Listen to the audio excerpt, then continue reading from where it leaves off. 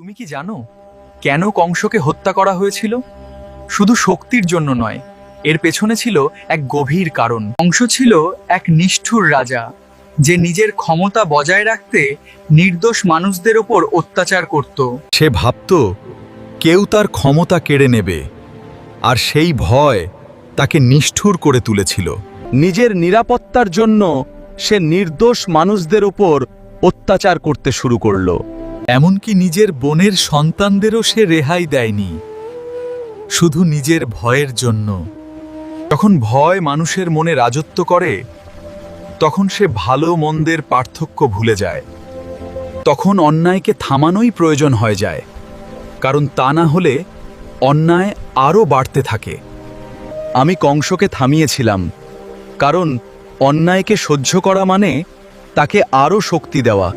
মনে রেখো, অন্যায় যত বড়ই হোক, সাহস আর সত্য একদিন তাকে শেষ করে দেয়। চ্যানেলের ভিডিও যদি ভালো লেগে থাকে তবে লাইক ও সাবস্ক্রাইব করুন। এবার সবাই বলুন, রাধে রাধে।